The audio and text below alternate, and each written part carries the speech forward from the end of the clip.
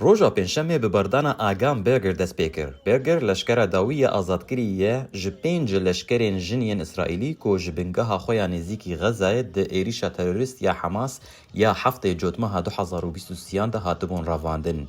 ریو رسم آزاد کرنه لتاغ جبالیا یا ویرانبوی لباکور غزه هاته کرن. پشتی 482 روژان ده گردیگه هیده برگر مالباتا خودید پاشه هاته و گوهستن بو نخوشخانهیه. بجیش دبیجن رو شاویه تندرستی باشه. ام لفيرينا و اسوز الدماتا و ام قد جارك ديش تدير نبي سوزا ديگاكي. نونر سروک امریکی دونالد ترامپ ستیو ویتکاف هر وها هات نخوشخانه تاکو لگل دیلین آزادگری کون ببه و پاشه سردان قادا دیلان لتل اویو کر جهه کو ده 15 مهن داویده بویه ناون دا خو پیشاندان جبو آزادگرنا دیلان. اسرائیلی بدیمنین بردانا وی دیلی کف خوش بون. اف بردان بشه یکیه جره کفتنه که آگربسته لگل حماسه کو ته ده 33 دیل ورن بردان پرانیاوان کسی نخوشن کو برانبر بردانا بصدان گردین فلسطینی تین آزاد کرن. In the last 15 months, د 15 مهین داویده ما اف خلق ناسکر و ما اوک مالباتا خودید د جواکا اسرائیل ده پیشگری و هستین یکتی گلکی گرینگن بردانا دیلان تشتکی گلکی نزیکی نرخین بنگهین ین جواکا اسرائیلیه.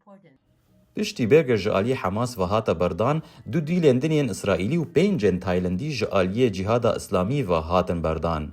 گادی موزس 8 سالی و اربیل یاهود یا 29 سالی دو سیویلین اسرائیلی بون که جمالین خواه لنیر اوز هاتو بون رواندن.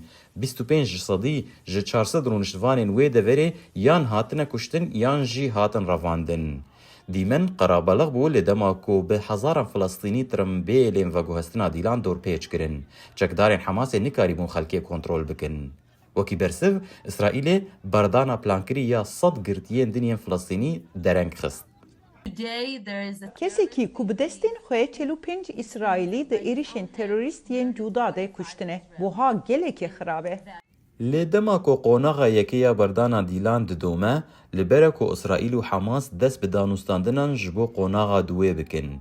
تیده اوی دیلین اسرائیلیین مایی صاغیان مری را دستی اسرائیلی ببن. هم بر ویجی و بصدان گرتیین فلسطینی ورن آزاد کرن لگل وکشینا اسرائیلی جبرانیا غزای. جبو راپورتا لیندا گراتستین لی اورشلیمه سیروان قدچو دنگ امریکا.